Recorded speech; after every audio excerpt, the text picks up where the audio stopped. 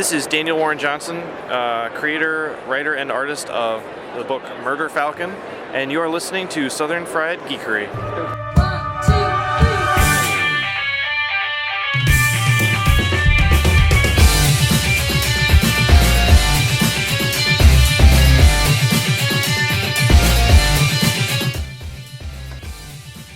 I had this guy, first convention I ever went to was in Kansas City. And didn't really know him super well, but he was a regular at Subway, and I've never been to a comic book convention, so he was like, hey, he seemed like he had a lot of fun. So I drove up there with him. This was before I knew anything about Liefeld. And that dude was his number one fan and talked about him the entire trip there and back. Yeah. I was going to say, for as much hate as he gets, quote unquote hate, Major X #1 sold over 100,000 copies and is now in a third printing. Oh, for so sure. People can shit on him all they want. They're still buying his fucking shit. Mm-hmm. It's kind of it's popular opinion to hate the guy on Facebook, and I genuinely don't necessarily care for his art, but he was in the top 10 when Major X #1 came out of books that are selling. So somebody's buying his shit. Mm-hmm. They may be buying it. Maybe they're buying it to hate read, which I don't. There's understand. One person that's buying 100,000. Yeah. I think one part of it is, of course, the #1 with new characters. There's always a speculative market, and there is people who generally like Rob Liefeld's art. And there's also the meme culture. Yeah, but there's also the people that are like, "How much is Deadpool or that New Mutants '98 worth now?" There's always a speculator market for sure. I'm gonna stock up on these Major X's. Well, this is not a podcast about Rob Liefeld or Major X or anything like that. This is it could be. This is a podcast about, comics, so maybe we're in the ballpark, but this is Southern Fried Geekery, and this is episode 80. We are marching on, as ever, to the hitting those 3 digits, and can't wait. It's going to be a fun time. Who am I here with today? This is Caleb. Matt Trogdon. Craig Lance. And Sean. Jerry. Nice. Well, it's good to have Jerry back. He has been away. He's been gallivanting in the Pacific Northwest for a little bit. I almost did not come back. I can't say that I blame you. Yeah, if you didn't. I nearly became a permanent resident of Seattle. I lost my license. I was going to say my driver's license. The prison system? In the airport, yeah. So not only did I miss my flight Monday morning, but I also lost my driver's license. So whenever I came back to the airport at midnight, whenever my flight was going to be, they asked for my ID, and I opened my wallet, and it was just gone. How did you get on the plane? Luckily, last time I came to visit, Steph was like, hey, bring your passport and maybe we can go to Canada or something. So I still have my passport on me. Okay. Thank Christ. Wow. Yeah. Oh, Jerry. You enjoy sitting in the DMV, sir, because I don't envy you that. Well, luckily I work there, so I already got my license very cool. Wednesday morning whenever I get to work. That's not fair. Using the system. There was using no line your or anything. position? I just walked in and there's corruption at all Are levels. you using your position in the Arkansas state government to expedite your driver's license? Not at all. Craig. Call my congressman. They don't care. They're doing the same. They don't do it, though. They just send their... I'm going to say Jerry cut in front of my congressman. Well, other than lost licenses and airport shenanigans, how's everybody's week been? Solid. Nice. Yeah, not bad. Not bad. Yeah. Very good. Been busy. Didn't get to read a whole lot. I watched some fantasy movies this week. Did you? Yeah. What did you watch? Oh, I watched Hawk the Slayer, which is a horrible 80s movie that I was told is so bad it's good. Thanks, Chris. Is that true? No, it's mostly just bad. But having said that, I didn't turn it off either. So there's I watched Kroll. Mm-hmm. Which is classic. A classic. And I don't know, I can't remember them all, but I finally watched John Carter. It's not a bad movie. Wait, which John Carter? The John Carter of Mars, the Disney one that just came out. Yeah, it's actually not a bad movie. That's Gyllenhaal, wasn't it? No, Who was it? Who was it? I can't think. I am. I can't think of his same name. Guy who played Gambit in that X-Men Yes. movie we don't talk about. Yes. I forget his name. Wolverine Origins. Yeah, that one. Well, But nice. anyways, yeah. We don't talk about it, Craig. This isn't Fight Club. Yet. It depends. It could be. It's going to turn out that way sometime. Well, all right. So before we get started, I want to just reiterate. So we're switching things up a little bit. Last week at the end of the show, What am I trying to say? I'm trying to say that on our normal schedule this week, we should be talking about nerd news. Like this is our regularly scheduled slot for to talk about news for the past month or so, which we normally do if you've been listening to the show. But there's this little minor event going on next weekend that there's going to be a lot of news spinning out of, and that's San Diego Comic-Con. Nothing ever comes out of that. I don't know why we. It'll just be movie news. Never heard of it. So we decided to postpone our news section for the week, and that way we can talk about the news that's breaking out of San Diego, kind of while it's happening and it's fresh in our minds, instead of waiting an entire other month, and that Bleeding Cool and everybody else will have spoiled everything for you anyway. So we're gonna back that up a week, and what we're gonna do now is have a comic episode because fuck, I love talking about comics. Yeah. So this is going to be kind of one of our standard. We're going to roundtable a book. Then we're going to talk about some books that we all read this week individually and we liked. We're going to tell you a little bit about them. This is a comic book review show, so if you have not read these books, I'm going to try to do a good job about putting the time signatures on the show notes, so check them. And if you want to read these books and you haven't yet, just hit the little pause button. It's got the 2 little slashes on there. It'll stop my voice right here, and then you can go about your business. You can go read your books. You can come back and you can listen to them. Listen to us talk about I them. didn't hear the rest of that because I paused it. I have a question. Which one's the pause button? The one with the 2 little slashes. Got it. Or it's usually it disappears with the play button. Oh, shit. We just fucked. We're getting way too many layers into this now. So I'm so confused. it's podcasting is complicated. We'll get everyone through this. Just bear with us. I'm an old folks. man, and I don't understand technology. Somebody put slashes on Craig's shirt. I'm angry because I just noticed our table is very crooked and not at all lined up with the bookshelves, and it's going to bug me for the rest of the episode. Well, it's artistic. No one else can see that but you, Jerry. know, That's how I podcasts work. No, it's all I'm going to be thinking about. So, before we dive into our roundtable books, I want to invite you. I want to invite you to a thing. If you are in Central Arkansas, next weekend on the 20th at 5 o'clock, we are going to be recording I guess this is now our second annual halftime show, is what we call it. It's so every year at the end of the year, podcasts will do a lot of reviews. They'll be like the best of the year. This is what we liked. This was our favorite thing. Why wait 12 months to do that? That's you can forget a lot in 12 months. And we kind of report on what our semi-favorite things of the last 6 months were. It's just kind of here's the state of the year kind of thing. And we're going to do that live at Kapow Comics in Sherwood, Arkansas. So if you're in driving distance, or if you're outside of driving distance and you just love us a whole lot, come hang out with us. We've got the flyer up on our Facebook page, our Twitter page, our Instagram page. We can get you the address if you need it. But we're going to do it. It's like I said, 5 o'clock on the 20th.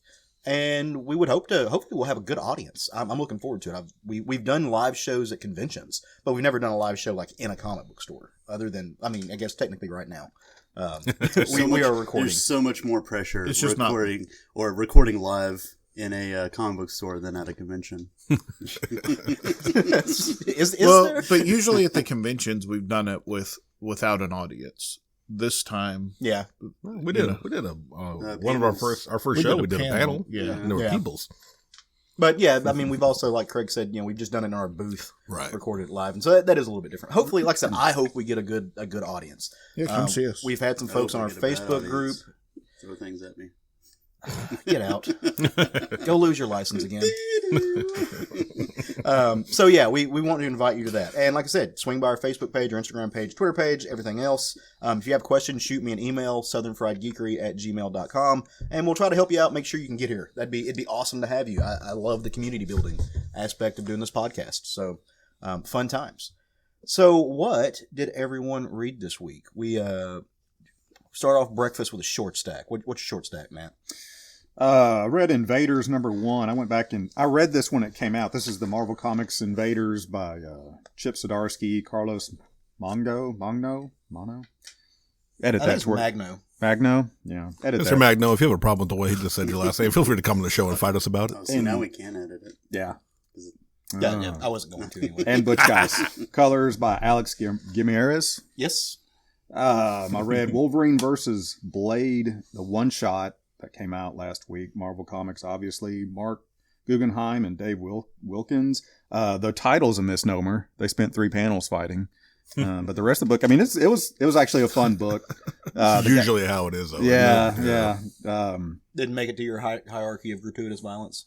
Boy, there was some gratuitous violence in there. That was pretty gratifying. Nice, I have to say. But the story was fun. I mean, the characters, I think he nailed the characters, so it's worth a read if you like one or both of those characters. And also I read Amazing Spider-Man number 25, the 60-page monster that came out last week. A whole bunch of people were involved with that one, but the big 3 were Nick Spencer, Ryan Otley, and Humberto Ramos. So that was good. I've been hanging on to Amazing Spider-Man since Nick Spencer got on it, and it is getting progressively better, I will say. Tell me when it's good, and I'll start reading it again. I'm buying it. I can't. I can't do that. I can't be responsible for that. Your level of good. Sorry. I'm still buying it, so just tell me when it starts and start with number 25. Okay. Is that the post Craven story? Yes. Nice. It is the post Craven. Craven was supposed to have been a pretty good story. So I heard good hunting things. Story. Wasn't bad. Wasn't bad. Well, so you're talking, Craig. So what's on your short stack for the week? I read Avengers number 21. Oh, Jason Aaron, Jason Masters. I really like this book for a bridge book that kind of wraps up what happened at the end of War of the Realms. Mm-hmm. It was actually a really good book. The hot tub scene was fantastic. All of them. Yes. All of the hot tub scenes. Well, the first one when you've got Thor playing with his hammer in the hot tub and Tony Stark sitting there with his helmet on in the hot tub and you don't have any context for why, it's just kind of great. Remember, always put a helmet on when somebody else is playing with their hammer in your hot tub. You Yes. remember how the Safety hot tub was first. made? One of the other books I read, Savage Sword of Conan number 7, Jim Zub and Patch Zurcher. They owe me $4. Yeah. For making me read a book that was an advertisement for a card game Mm-hmm. Oh, wow. that they're now selling. I don't mind. The story was fine, but when I flipped the last page and they're like, "Oh, you can buy this game he's playing at this casino," I'm like, fuck you, making me pay for an advertisement. Same. Yeah. Detective Comics 1007, Peter Thomasy, Kyle Hotz. It was the conclusion of the Spectre story. I really liked the story. The art, when it was good, was fantastic. The art, when it was bad, pulled me out of the story. And I know we disagree on this, but some of the drawings of Batman in that were horrific. I mean, that's the right word, but it doesn't, not in the way you mean it. But yes. We'll agree to disagree, and that's why art is subjective. But for the most part, like when Batman's in his cape and fighting and stuff, he looks fine. It's just when he's standing around in the cave that he's got like a Barbie doll waist and Captain America life-filled chest. Ooh. So Choices. Sean. We'll just move on from there. Sean, what's your short stack, man? This week I read One Piece chapter 948 by Ichiro Oda. The Wano arc continues. It introduced a character made specifically for me. Yeah. I'm not going to spoil that. Check it out. After that, I too read Avengers number 21, the relaxation issue, and I fucking loved it. And especially, the hot tub interactions is all around, but also the Captain Marvel and Ghost Rider little moment together. I thought it was really good. It was really good in that issue. And also read 2 trade paperbacks called The Black Monday Murders from Image Comics, written by Jonathan Hickman, art by Tom Coker, colors by Michael Garland, and letters by Russ Wooten. Never thought demon worship in Wall Street would be so damn interesting. It was a damn good read. Thank you, Craig. You're welcome. It's good stuff. Yeah, I love that one. My short stack this week. I read My Hero Academia number 235 by Kohei Horikoshi. This last story arc has been a little different than most of them. Yeah. They're doing a big villain focus right now, and it's brutal and like there's so much violence going on right now, and it's kind of cool because in this world, they have this bit where like sort of the more stress you're putting on your quirk, it's like a muscle, it grows. Well, we get a lot of the League of Villains abilities are kind of growing right now because their lives are basically being threatened and they're having to push themselves to their limits. So it's been phenomenal. I read Gogor number 3 by Ken Gehring. Still been fantastic. We found out a little bit more about Gogor and his backstory, and more. We got the adventure pushed ahead a little bit more, and got some good got a good fight scene in there with Gogor and the weird lizard guy. I cannot remember his name at the moment, but it was good stuff. And then finally I got to read Weatherman Volume 2 number 1 by Image with Jode Layup, Nathan Fox, and Marino Denisio. I'm glad that they gave a little cap of what happened, like the last volume, because there was a lot that happened every single issue. So I felt like every issue I had to go back and read. But I mean, the story of the characters is somewhat easy to follow. And in this issue, the group make it to Earth, and we get to see what happened to Earth. Like there was a giant, like a virus that was unleashed. We find out that it just basically strips humans' flesh and everything completely clean. And they get to, I can't remember what city it was, but there's just a humongous pile of bones of dead people that this disease, this virus caused. And yeah, I'm really glad it's back. The art's been phenomenal on it. It's a great series. Very cool. Well, for my short stack, I actually read a lot this week, but narrowing it down to 3, I took a trip back to 1991 and read Rick Veitch's Brat Pack, the graphic novel. All I can say about this without, like, I may have to, like, talk about this on the show sometime, because if you haven't read it, it's interesting. It takes Alan Moore's disgruntlement with the comic industry, Garth Ennis's contempt of superhero ideology, or idolatry, and Mark Miller's repugnance of fanboys, and makes it into a narrative about disillusionment, loss of innocence, and the industry's subversive nature, and as sidekicks are used as basically throwaway money garners. They're Ricks. Yeah. They're Mortys for Rick. Pretty much, yeah. And I can't say that I liked it, but it was very interesting. It was really good. I liked it. One of the books that I read this week was, it came out this week as a hardcover, and it is the Swamp Thing special. It was the Walmart book, kind of an anthology of Swamp Thing stories. The main draw for this was Tom King and Jason Fabok writing a Swamp Thing winter special story, but there was other really, really amazing stories in that book. It just, like, there were, I think, 6 of them, including a story that was written by Lynn Wein but never finished with Kelly Jones, and that was a really, really cool thing to read and experience. And then last but certainly not least, I'm still kind of marching my way on through 100 Bullets. I'm on the 3rd omnibus, I guess is what you call it now. It's the deluxe edition. So I'm about 40 issues in, 40 or more issues in. It's fantastic. I mean, this is Brian Azzarello doing some type of almost noir, not really noir, but like hard-boiled crime story. I can't love this enough. Eduardo Riso is a brilliant cartoonist.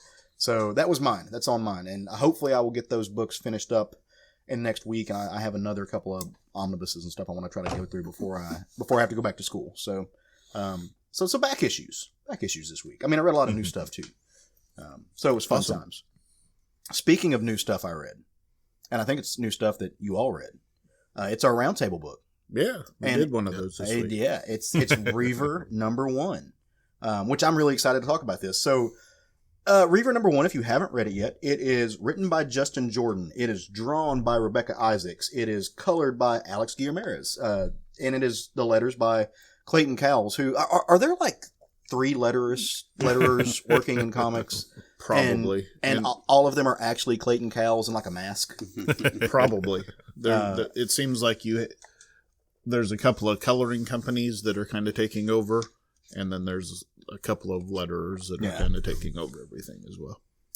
It's just the dude is on everything. And this comes out of course, Image, specifically Skybound. Image is, I guess it's Robert Kirkman's thing. I say I guess like I didn't know that, but it is. It's Robert Kirkman's thing. So what is this story about? Let's talk about it. Our story opens up at the heart of a medieval type of battlefield. There's a war raging all around. Things aren't really going very well for two guys in particular, which they've been knocked off their mounts. By the way, their mounts are not horses. Their mounts are battle deer. Yes. And that's fucking metal. And so these two guys are kind of forced into trenches to escape being just blown the hell up by what one figure refers to as drakes, essentially just some type of like mortar rounds that they're popping off all around them. One of them, the guy who knows that they're called drakes, he's a dark-haired guy. He's a lieutenant. And he knows his way around the battlefield well enough to know that if they can get out of the trench and they can rally their men and they can push forward, the enemy won't be able to reconfigure their aim on the drakes. The other man, who is a light-haired guy, he's not thrilled by this proposition, but he follows the lieutenant's lead, and soon they get out of the trench. They know they done fucked up. Something's gone wrong. They see all of their men being just slaughtered. And the person doing the most damage is actually one of their own. He's one of their own, like they know him. He's on their team. He's wearing their colors. It's this mountainous kind of figure wielding a giant battle axe. And they know him. They call him the Devil's Son. Before they can make any sense of the situation whatsoever, the Devil's Son is just on top of the duo. He, to be literal, he actually disarms the blonde guy. Just lops that thing on off. But who are these characters? Where are they? Why are they there? What's going on? What's with this war? To get the full scope of this story, Justin Jordan takes us back in time a little bit. We're on a continent called Madaris, 11 years after something known as the Agreement. We don't know what that is yet, and you don't even find out what that is by the end of the issue. There's this man in a castle. His name is Colonel Travos. And he's just staring very disheartenedly at a battle map and, these war journals. Things are not working out well for him. His armies have been losing ground left and right to these two different tribes called the Rail and the Escaline, who have united against them. And there's no reason they should be losing ground at all. Like by all accounts, they are smarter than the Rail and the Escaline. They have a better army. They've got better generals. He can't figure out what the fuck is going on. Like, why are his men losing? As he's looking at these, he's conversating with these two other figures in a room. One of which is this kind of bald warrioress figure who is both mute and just all scarred up. And her name is Thess. The other one is a hunched over kind of shriveled sorcerer named Maris, who speaks for Thess. It's Thess's voice. Maris is explaining to Travos that the reason his soldiers are doing so poorly in battle is because the Escalines and the Rails are using this old kind of sacrificial blood magic that allows them to see into the future and plan their battles accordingly. And really, there's only one place big enough for this type of magic, which requires like a major mass sacrifice. There's only one place that this could happen, and it's a place called the Anvil. So what they're doing, they are about the business of hatching a plan. They know that they can't just take this place head on, because if they send the armies there, guys can see ahead of them. They'll be able to block them. They'll lose the battle. They have to be sneaky. They have to use some subterfuge. So what they are going to do is they're going to let Maris and Thess lead this small band of people, this small party, behind enemy lines to disrupt things at the Anvil. But of course, it can't just be any group of people. Like, they can't just go and pick out any Joe Schmo, Bill, or Ted to go do this. Especially since it sounds like a suicide mission. It is. It's bad. Yeah. There's no. They need a getting out squad of for this. that for sure. Deathstroke with a sword. Bill or Ted Deathstroke with a sword. in this world. I meant Deathlock, but I said Deathstroke, that came out wrong. So the members of the party, they have to meet a certain criteria. Basically, they have to be both skilled and disposable. Suicide Squad, like Jerry just said. But who do you get for that kind of job? Well, you have to have people with nothing else to lose. You get prisoners. You get people seeking redemption or at least a way to avoid execution. Folks like our dark-haired man that we met at the beginning of the story, Sergeant Mahan, who he's imprisoned for being a coward, essentially. And when they find him, he's in his cell contemplating suicide. Or you also get their fair-haired guy named Styrian Edos, who he's a low-level noble, and he's in jail because he's a spy who got caught selling secrets to the enemy. The third member of the party that we meet is one that I actually think is going to end up being the fan favorite of this. So, sorry, Styrian Edos, the blonde-haired guy he's actually imprisoned because of war crimes. If you read closely, he's apparently committed some grievous war crimes, and that's why he's been sentenced to death. I saw that. So the way I took, we can talk about this here in a minute. The way I took away from that in reading it, it said is that if he could have focused his ... attention on the rails, because he was really good at being I forget what word they used, but it was essentially a spy. And if he could have left his appetites and his attentions on the rail, he would have been fine, but he didn't. So, I mean, maybe you took a different interpretation of that. I took it to mean as he was spying for them as well. He was just doing two different things. Well, the king later says, "I saw the victims." Oh, okay. Yeah. So I took this guy's hiding something pretty gruesome. Well, and then there's Maybe that's just the way I read things. Yeah. No, I think you're right. I agree. while we're meeting this next character, she makes a comment about hurting kids. Yeah. So there's something to that, I think. But this next character, like I said, I think she's going to end up being the kind of series favorite for fans. And it's an awesome little visage. She's this kind of tiny red-haired person. She's a Raelian girl. She's young. She's wiry. She's also happens to be a cannibal, and she's got her teeth filed. She's known to bite fingers and let's say other organs off of soldiers who get too close. And last but not least, they employ the talents of the hulking figure, again, from the first of the story, the Devil's Son. He's this fierce barbarian type figure, tattooed, got a giant red beard. It's kind of hot, honestly, if you're me. I'm not mad at it. Giant dent in his head that did it for you, Caleb? I wonder who put that dent there. But with characters... Yeah, I went there. With characters like this, you need a little extra motivation to get them to act accordingly to the wants and needs of Travos and his military. As you can imagine, they're not going to be the most trustworthy of characters. You know, what's going to stop these guys from killing Morris and Thess the minute they get out of range of the keep and just abandoning it and going and not being prisoners? Well, Maris has a plan for this, and they've already kind of kicked it off. And Maris lets them know, via demonstration really, that they've been poisoned, and the only way that they're going to live more than 48 hours is if he gives them a daily dose of an antidote that only he can make, that they need to keep them from dying a really, really terrible, horrible, no good, no fun death. It's up to the group to keep Maris alive. So not only can they not kill him, they got to stop. Really terrible, awful, bad day. Yeah, totally. It's up to the group to keep them alive. So with this information, they're given their first task, which it's hilarious. Their first task is to actually escape from the castle that they're being let out of.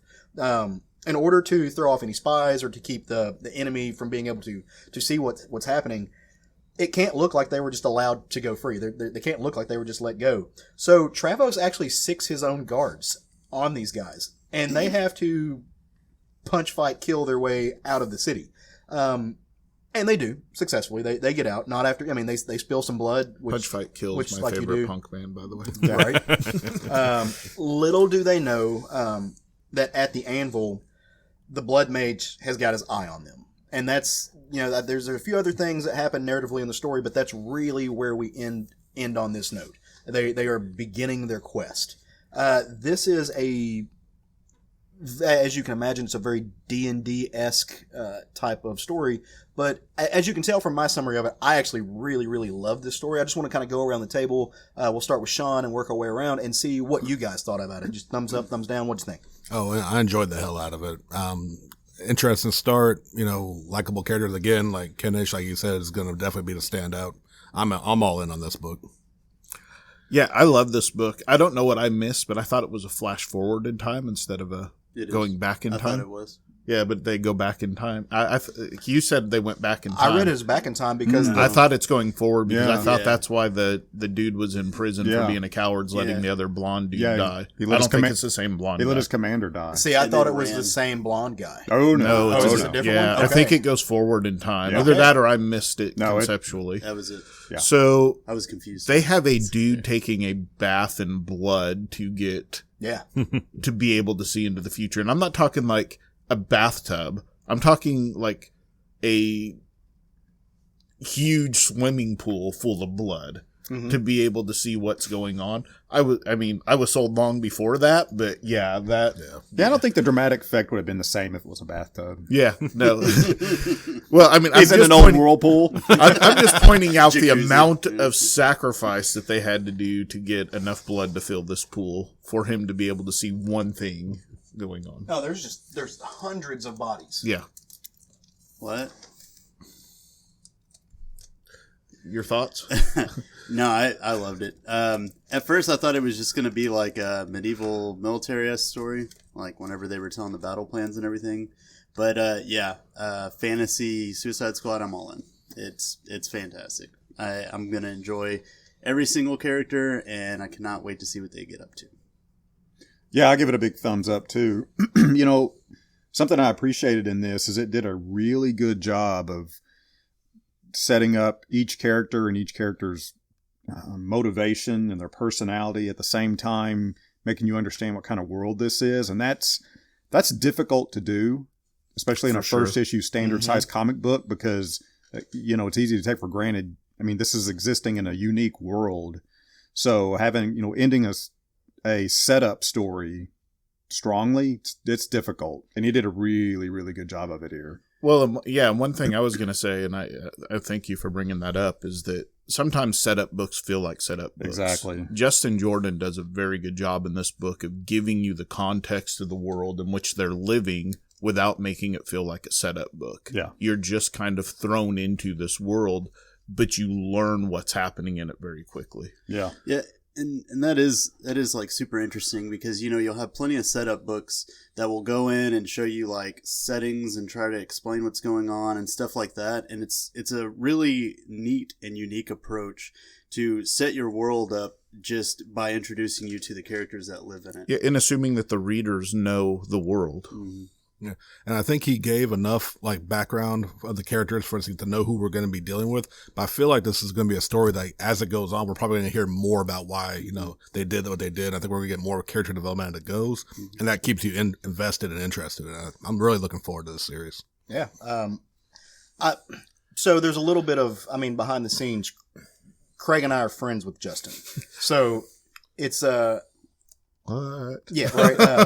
Collusion. Would Justin agree to that? I think so. I felt some hesitation there. No, I think he he denies actually it. was He going denies to, if Caleb and Roger would have went to the con he was at when they were getting married, he would have married them in front of it, or allowed Yeah. them to be married at his Yeah. booth. So. So there's a little bit of history there, but even speaking, like I say that, but I can still be objective about it, right? Yeah. I read a lot of Justin's work because I enjoy it and I like it.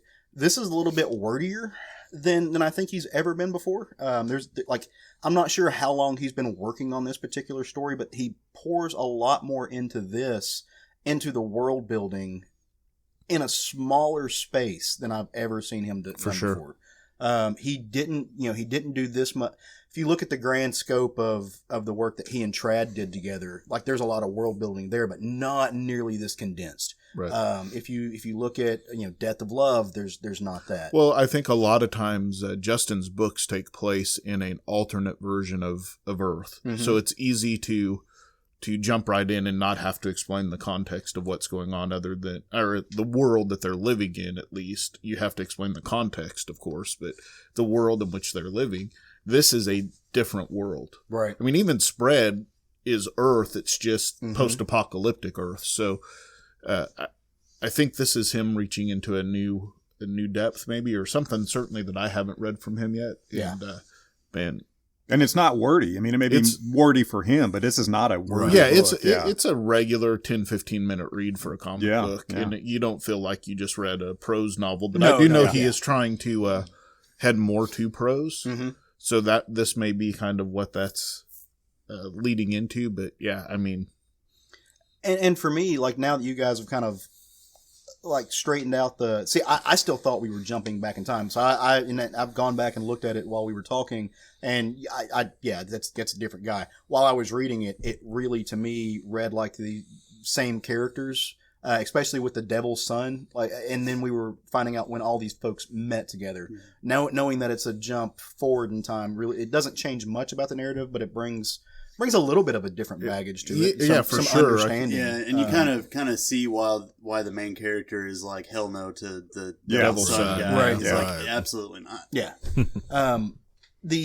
Did anybody else read Justin's letter at the end of the issue? I read part of it, but I did not read it all. So we're all RPGers. I think I don't know, Matt. You've RPG'd in the past, right? I'm not sure if you're still actively doing it. I'm going to say no. I don't know what that really means. Like Dungeons playing and D&D and Dragons. stuff like that. Oh no, I never have. Okay. Played. The rest of us at the table, on some level, we're all You're gonna have pretty to give us avid. back your nerd card. I know. I really did not want to say that publicly. Thank you for exposing me. Hey, no, I mean it's fine. The rest of us are on some level some avid gamers, and because of that, I think we all love these fantasy style books. Like I know Jerry's a big fan of what Jeremy Hahn is doing with The Realm and stuff like that. But what I really liked about this is it has that same spirit of D&D, but it doesn't open it up to the idea of like we're not getting goblins and we're not getting orcs and there's not going to be a dragon in this. It really is ground level fantasy.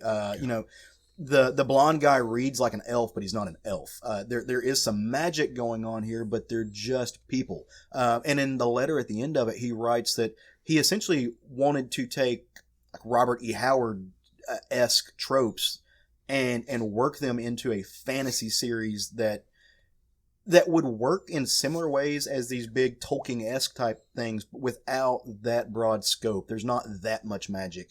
It's still a very human-based sword and steel type story, and I don't know that I've really seen that too much. I think when people want to write fantasy stories, they really want to open it up to just everything. They want to ride dragons in the sky, and they want to have that. And it's cool to see this type of ground and gritty thing. Yeah, I mean, you're absolutely right. Mm-hmm. It's fantasy based in reality, so it's more like I would say almost medieval than it is fantasy. But certainly with the elements of like you said, some magic, the blood reading, and sacrifice stuff going on. But yeah, it takes place in a world that could be Earth very easily. The diablerie aspect to me is really cool. Right. And from a narrative aspect, that's going to be like I can't imagine writing that because you're writing in a world that I mean, Justin's got a plan, but you have to be able to let the reader know that these characters, like the bad guys, quote unquote, in this story can see into the future, but you have to leave clues without playing your hand too much. That takes a really balanced a balanced skill. There has to be a really good connection between Justin and his artist on this to be able to pull it off, to drop those hints without giving everything away. And at least from this first story, he's got that down. Justin's work gets better with time, and he's always been great, don't get me wrong, but it seems like every new story I read from him is just a little step up from the last one, and just a little... And again, it was great at the beginning. The first thing I ever read of his was Luther Strode. Or the first thing I knowingly read of his was Luther Strode, and that's a fantastic series. But to me, he just seems to keep stepping his game up and getting better and better as a writer. And he's finding these artists out there that aren't necessarily recognizable names. I don't think people really knew who Tradmore was before. At the time, no. Before Luther Strode. But he finds these people and gives them shots and works with them and they turn into, he's finding these really good artists that are maybe not well known and giving them shots in the industry as well. Yeah.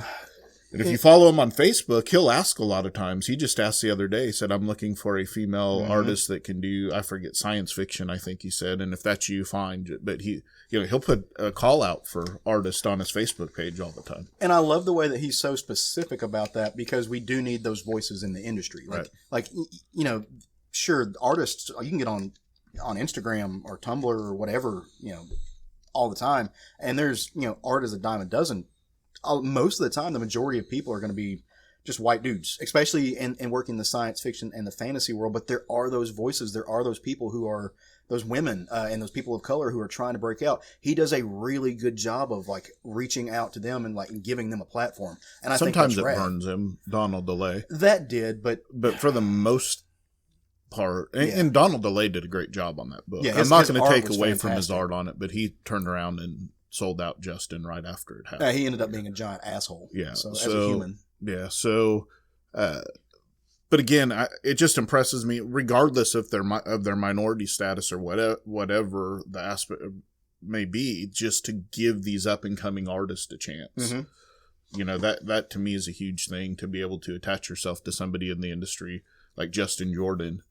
Yeah. And get that chance to put your name on a book with Well, him. it's smart too, because it gives your book a fresh look, because it's art For that sure. you're not seeing. Absolutely. That's a good point. It's something different, but it doesn't seem stale, which we can tie into, I think it was your short stack, Craig. You were talking about the Jim Zub, Patch Zurcher book. I read that too, and I like Jim Zub. I love Pat Zurcher's artwork. When I read that book, everything seemed stale, because number one, I think it was, like you said, a little bit of a misdirection. Yeah. But looking at Patch Zurcher's work, so Patch Zurcher, number one, he draws the female form beautifully. If you follow his Instagram page, you've seen his work before. Honestly, he draws the male form great as well, but he draws very beautiful women. But I think because this was a Marvel book, and because it was being used to sell a game, they were kind of riding the brake a little bit. As far as his objectification, quote unquote, of people. And it came off stale. Rebekah's art doesn't come off stale, but it also doesn't objectify the human form, so to speak. For sure. I was going to say on the Conan book, I think it comes off stale because there's no violence in it. And it's a Conan Well, book. there's that, yeah. And we don't. Going back to the book we're actually talking about, though. Right, yeah. Rebekah knocked the art out. Just out of the park. I love the artwork in this. I can't find anything bad to say about this book, quite honest. I mean, even trying to do a 50-50 rule where you're not just positive, I couldn't really find anything bad to point out on this book myself. Alex Guimares' colors are outstanding. Yeah, the color palette's perfect for this. That guy's on we're talking about Clayton Cowels being on a ton of books, but as far as a colorist, I've seen this year, Alex Guimares he's stepped his game up, because I see him in a lot of places, and it's interesting. He started following us on Instagram last week, just because of some other stuff. And he goes through and he likes our stuff, and the dude is doing good work. And I'm not praising him because he he follows us on Instagram. I was praising him before, and I think that might be why he followed us. But he's doing a fantastic work, and he's got such a broad palette. There are some other colorists who are doing really excellent work, but they kind of have a similar palette in everything they do. Well, I was going to say there was a trend going back when Betty Brettweiser was winning a lot of awards, and everybody started to kind of mimic her muted color palettes, her kind of Francavilla-esque color palettes. And since then, I'm glad we're kind of swinging back towards a more bright and vibrant color palettes for comic books instead of that muted that we had for a while. I am too. But yeah, all in all, go buy this book, dude. For sure. Everyone, like, this is it made its way on my pull list. It's going to be. It was a on fun mine ride. when Justin releases a book. Yeah. I follow certain creators. No matter what they're doing, I'm going to jump on their book as long as I know it's coming. Yeah, I'm going to jump on it. So I was on it to begin with, but man, and the cover on this thing is amazing to begin with. It's the cannibal girl. I can't remember her name. I'm sorry. Canish. No, so on Rakala? that, yeah, Rakala? Rakala is her name. She calls herself, she's a skin eater, a Canish. Oh, so okay. In this world, that is a term he has made up to describe whatever she is, but her name is Rakala, yeah. Thank you. I'm I sorry. took it down just as a note and I totally was- went blank. Oh, I mean, fantasy books, weird names, it just kind of goes with the thing. So, But it's a great cover, too. Yeah. So And I think they're probably going to do that with each one. And I would imagine. Because I want to say the next one that they're doing is... did you ask permission to handle his book? yeah, it's the Yeah. the more pretty looking Yes. character on their team. Well, I'm going to predict that the prettiest character is going to be the most repugnant. Oh, for sure. Yeah. He already seems that he's way, like- so. You can already tell he's like going to be the arrogant character that's going to like kind of just keep jabbing at people throughout the entire mission, which is going to be a lot of fun, I'm sure. I can't wait to see what his war crimes really were, because you know it's going to be disgusting and violent. Yeah. And with children and who knows. But Younglings. and again, changing from the fact that I thought we went back in time, like when I finished this book, I was reading that, I'm like, oh, I don't feel so bad that he died at the beginning of the book. Now, now you get to look forward now I to get to his look death. like, oh, that poor motherfucker didn't deserve that. We're at the talking first. about Justin Jordan that took kids and made them murderers Yes. in Brimstone in a DC book. So good. So the fact that he was willing to do that in a DC book, I can't imagine what he's going to do in this Yeah, book. and the fact that that book actually had to go back and re-edited because it some had stuff. too much children murdering people in it. This doesn't surprise me in the No, least. no. Good for him. Yeah. Oh no. Yeah. Justin's rad, man. So cool thing is that I'm on his Patreon, and I signed up for the level where you get all of his every comp he gets for a month. He signs it and sends it to me. Well, the past few months he hasn't been getting any comps because he's kind of in a waiting for Reaver to come out. He's been kind of in a lull between his books, and so he's been sending trade paperbacks every month, which is the Birthrights that I gave you guys and the Black Monday Murders that I gave Sean. The funny thing is I read the same exact books as Justin, so the books he's sending me are ones that I've already read. So. And we benefit. yes, the whole group does. Well, any final thoughts on Reaver #1, guys? Again, mine is, hey, go put this book on your pull list. It's excellent. It's fun stuff. If you like sword and sorcery, if you like fantasy, if you like hyperviolence, if you like stories that feature women in hyperviolent without being over sexualized, stuff like that, like this book is where you want to go. I would say if you like monstrous, you should be signed up for If this you like book. squads that go on suicide missions, buy this book. Yeah, I would say monstrous is a good telling point if you're into that sort of fantasy. This would be a good book for you. Yeah. Very cool. Definitely. All right, Matt, I'm putting you on the spot. Bathrooms. Oh, I'm not putting you on the spot. You're going to go put yourself on the spot. So we'll jump to Sean. All right. Tell me what you read this week, dude. My book of the week is Avengers #20 from Marvel Comics, written by Jason Aaron, art by Ed McGuinness, inks by Mark Morales and Ed McGuinness, colors by Jason Keith, with letters by VC's Corey Petit. He's the other guy. There's one of those That's colors. the other one, the VC's group. Like we discussed that before. Like I guess it's just a conglomerate of letters. It's a company. Yeah. But this issue gave us a really good look into what's been going on in She-Hulk's mind. This is the last issue of the War of the Realms tie-ins, and it has very little to do with War of the Realms other than, I guess, situational. And I think I like that because I haven't given a shit about War of the Realms, to be honest. You missed out. I liked it. Yeah.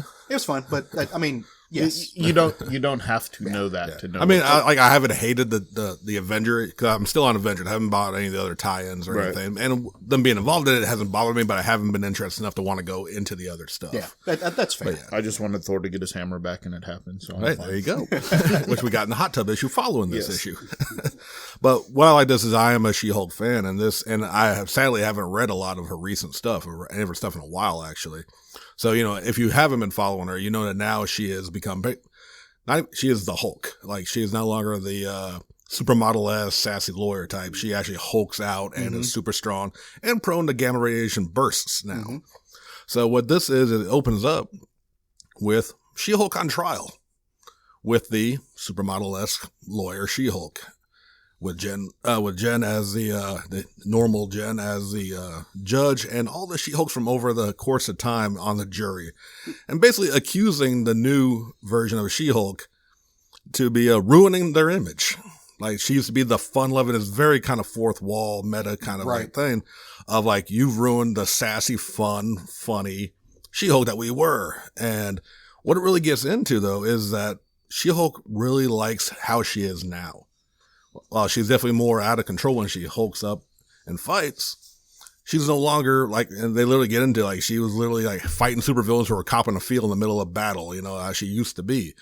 And I really like that it's kind of going into the showing like she feels more free now, just being able to unleash and smash and be, she actually really loves being a superhero. There's even a good moment where she recalls talking with Bruce about it. Bruce calling her lucky when she was still, you know, the I was referred to as supermodel-esque She-Hulk, the She-Hulk of old, when she had her complete the senses. Dan Slott iteration of the character. Yeah, and just like, and it's this, it goes into a really good history of what she's been from, you know, her initial debut where she would Hulk out, maybe not as big as she is now, but, you know, it was still that uncontrolled, to where she was the fun-loving, pin-up, a lot of like, you know, TNA jokes and stuff in the 90s and stuff with her. And it kind of like, it showed that she never liked that. You know, Bruce never had to worry about paparazzi taking a picture of her ass while she's trying to save the city. Or her catching her topless on top of a building while she's sunbathed, which actually happened in the books. They make a lot of references back to like the, you know, I think they even mentioned. She asked us not to Google it, and I did it. And they reference a lot of like the stuff that her character just through the comics, because for a while she was really just a kind of just, you know, a pin-up-esque character, you know, with not real deep stories, a lot of humor, which isn't a bad thing with the humor, but it shows that she never liked that aspect apparently about her. And now being She-Hulk as she is now, just free to smash and be a superhero and just really enjoy that without having to worry being about everyone talking about how hot she is, which, you know, for the record, I do like big She-Hulk. She's still hot. Yeah. And it was a really good, for like the last issue of War of the Realms tie-in. Mm-hmm. I wasn't expecting this because it really is just a, like I said, central character arc. And it shows like her fighting in Australia against the, I think they were just the giant, not the ice giants, but like other kind of like big giants, barbarians. Trolls, I think. Trolls. Thank you. And the cuts in there, so you still get a little bit of that, but it just, I don't know. To me, I really enjoyed it because it showed us in depth about what She-Hulk was going through currently, and I just really enjoyed that. Well, you were talking about She-Hulk being one of those characters who does constantly break the fourth wall and stuff like that. That's what this book does. She's fighting trolls, and the commentary is the same as the internet trolls. Mariko Tamaki is the one who introduced this version of She-Hulk, like like exuding gamma rays, and she's not slender, and she's not a bombshell. She's not a sex pot. And of course, a certain segment of fan readerships, for better or worse, I'm not saying that they're right or wrong.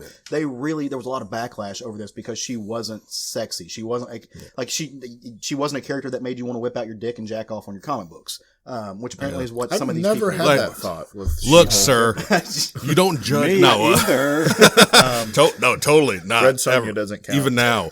No, and I kind of, like, I hadn't read much of those comments about it, but I'm not surprised. And I kind of took that from, like I said, her battling, or talking about this. There had to have been some fan backlash or just mad. There was, and so much of this book was, in fact, Jason Aaron's meta commentary about that character, both in the comics and the book on the shelves. And it's hilarious if you know anything about Jason Aaron. I mean, Jason Aaron's, he's a dude from Alabama. He's a Southern dude. He's rough, gruff. He's kind of a redneck, and I love him to death. We share a lot of similar thoughts. But if you were somebody who just works off of stereotypes, you would see Jason Aaron walking down the street, and you would think he's kind of like you would see me walking down the street. Oh, he's a Southern white dude. He must have some predilections and some a way of thinking, but he's not. And this is brilliant writing on his part. He's like the Trey Crowder, the comedian of the redneck comedian that's very liberal. He's the redneck comic book writer that's very liberal. And this issue would definitely show that. Like I said, I don't know much about the dude. I think this jumping on the Avengers run that he started is probably the most I've read of him.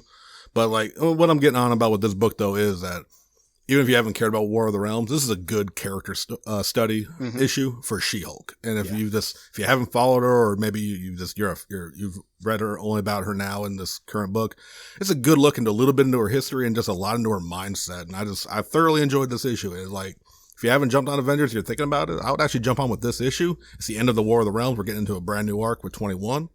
Yeah, I highly recommend this book. Most of my, if not all of my favorite lines of dialogue in Avengers is coming from She-Hulk. Oh, since, since the launch. Great. Sure. Oh, I love it. I love the dialogue from She-Hulk in this series. Whenever Hulk they're in that ice world and Hulk is freezing to death and she says, puny Thor cold, Hulk warm.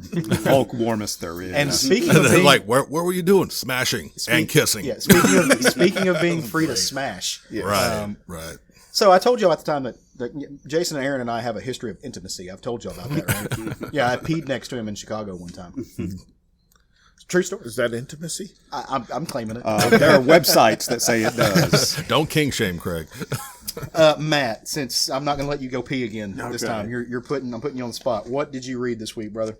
So the book I'm going to talk about that actually I read a while back is Criminal #1 by Image Comics. Ed Brubaker, Sean Phillips, Jacob Phillips. I was gonna talk about the current issue of Criminal, but I wanted to go back to the launch of the series to kind of sell the setup for this. Of course, most people know Ed Brubaker, Sean Phillips, and company's history of writing a series called Criminal.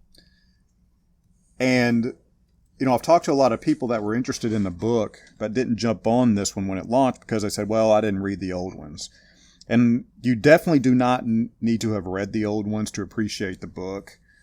He writes it that way on purpose. This is a street level, hard-boiled crime series. So it's kind of unique on the shelf, sitting on the shelf amongst all the fantastical stories of, superpowers and sword and sorcery and science fiction. But it is really, really well done. The writing is great. The characters are phenomenal. If you like crime movies, say you like Reservoir Dogs, any given Scorsese movie, any given Quentin Tarantino crime movie, this should be right up your alley. It's non-linear, so it jumps around. You do not know what you're going to get issue to issue because you don't know what trail he's going to go down next.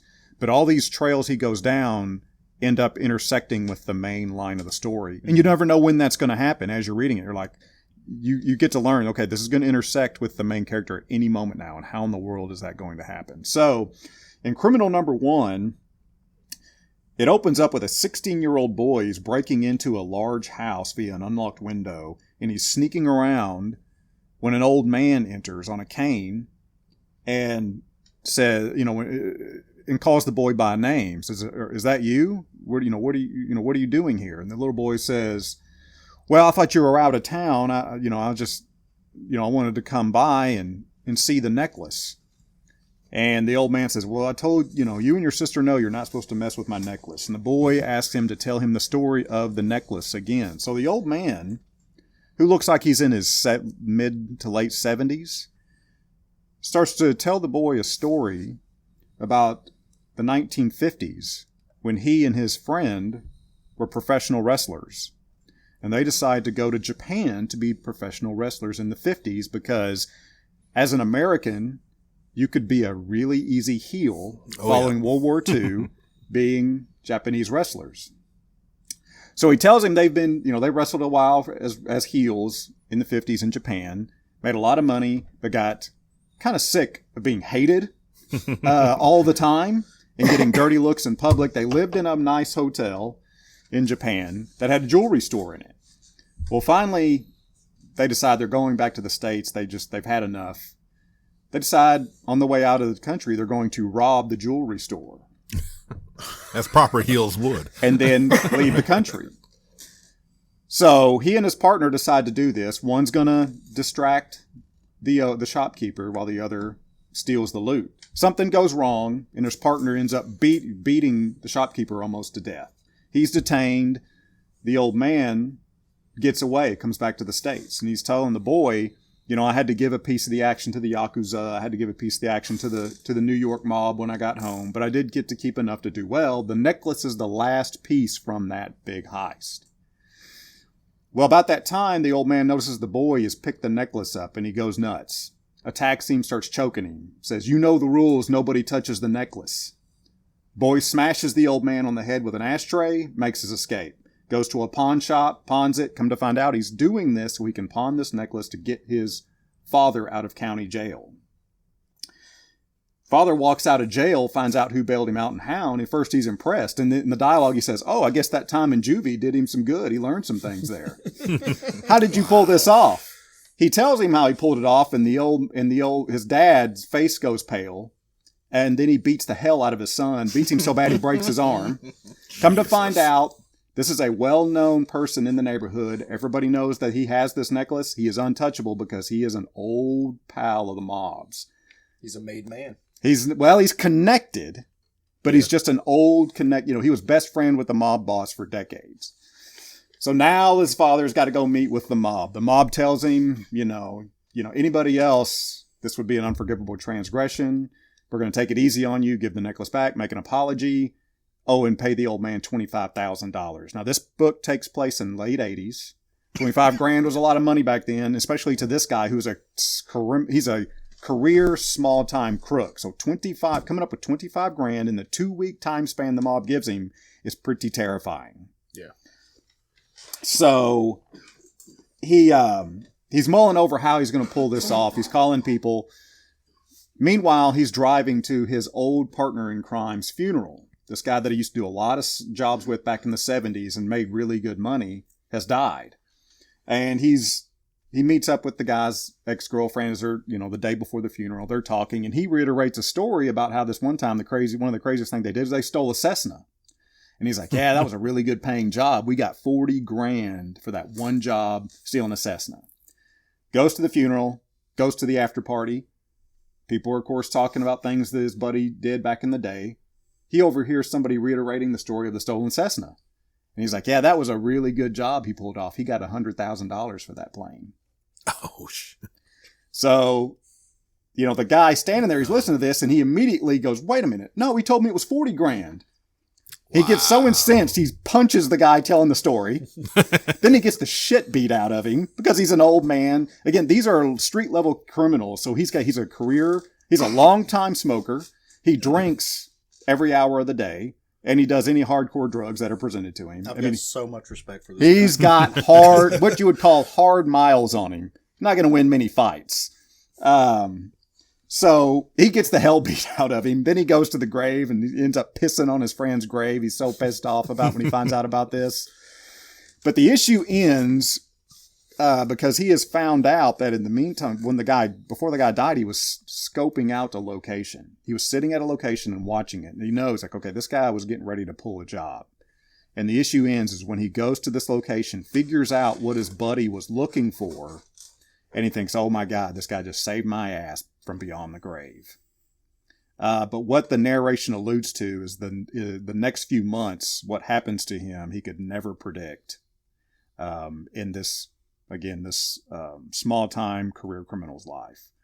And the story from there takes some unpredictable pathways. It's really good. One of the pathways the story takes is a 2-issue run about an old, grizzled comic book artist. 2 issues of him trying to hunt down some of his old panels that are worth a lot of money now, steal them back so he can resell them. It's called The Hard or the Bad Weekend. Mm-hmm. That was just republished in a hardback because it was so popular. So I highly recommend this story for just damn good storytelling and very interesting. But there doesn't seem to be any characters in this story that are good people. Yeah. Well, Brubaker does crime as well as anybody, or probably better than most people. If I'm going to read a crime story, I'm going to look for a Brubaker novel or a Brubaker book. So, yeah. And him and Phillips have just been fantastic together for so long now. Yeah. So. No, as a team, they're excellent. Yeah. So, well, you've got the floor, buddy. Why don't you tell me what you read this week? Okay. So, those of you that know me, if I said outside of what I normally talk about, what's one of my passions in comics? Something I collect, old books that I collect. Star Wars. I was going to say baseball until you said books. Yeah. Kids' books. Kids Oh, books. yeah. I love kids' books. Sean, in fact, just got me some at the last convention he went to, and I appreciate that. But You're welcome. I love collecting old kids' books. So about a month ago, I went to an estate sale and I found some old kids' book number ones. And one of them I found was Strawberry Shortcake number 1. Star Comics. And that's what I'm going to talk about this week. Has anybody read this book? It's actually really good. I'm familiar with it, actually. Yeah, because I like doing the same thing, going back and reading the old books. Yeah, I mean, I was surprised. I'm like, I'm going to read this book. I bought it. I'm going to read it. And it came out in April of 1985. It's got 2 stories in it. It's 1 story, 2 parts. The Great Pie Baking Contest, and part 2 is called Secret Land. I didn't have the comic. I had this book as the little golden books. I know what you're talking about now. Oh, wow. Amazing. Yeah. So it was published by Star Comics, which was the kids' imprint for Marvel from 1984 to 1988. It was written by Stan Kay. Artist was Howie Post on pencils, Roberta Edelman on inking.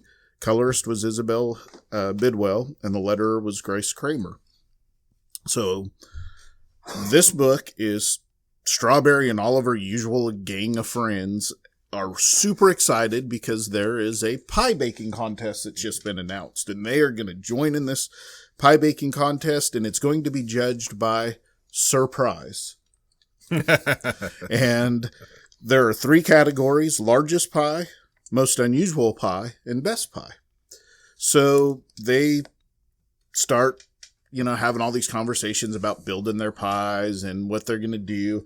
And in the background, we find out that the evil, peculiar purple pie men of Porcupine Peak, there's some alliteration for you, or Perpy is his wife, whose name is Sour Grapes, calls him, is actually putting on the contest, and to ensure that he wins, he's disguising himself as the judge, Surprise. So, for some reason, he's putting on the contest and rigging it for himself to win. As you do. And just to ensure that he's going to win, he sends his birds out into the world to steal all of the ingredients that Strawberry Shortcake and all of her friends are using, so they can't actually build their pies.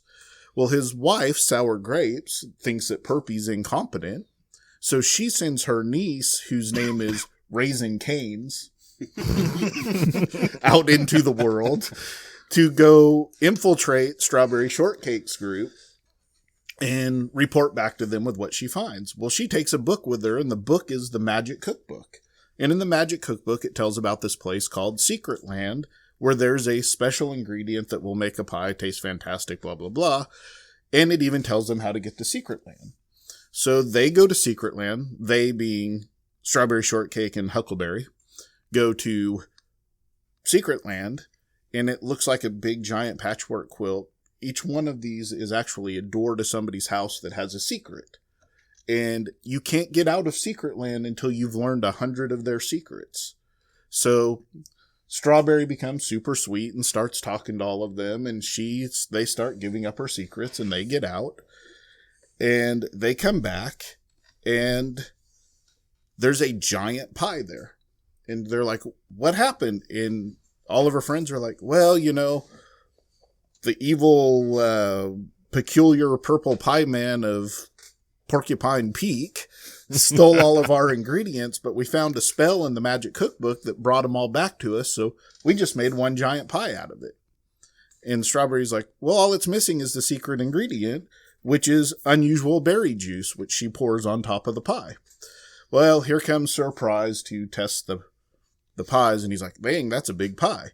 And of course he tries his own first, which they don't know it's him, but he tries his own pie, and he's like, oh, this is really good. I doubt anything's going to beat it, but I have to try this pie because, I'm the judge.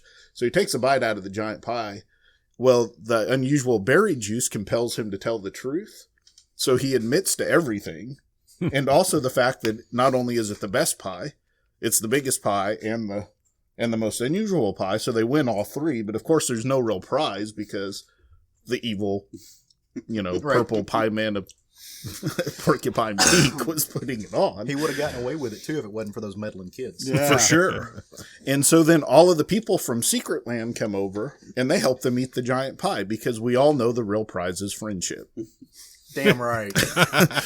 So I know I kind of joked about this, but this book is absolutely something that I think comic books are missing today. Yeah, no, it's a treasure, man. Yeah, we don't have books anymore that, and there probably are, but not at the level it was when I was a kid or when you guys were kids, when you could go into a grocery store and pick a comic book up for a kid.